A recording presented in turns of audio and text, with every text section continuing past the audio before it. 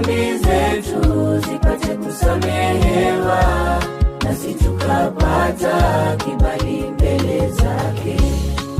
Ni upendo mwingi sana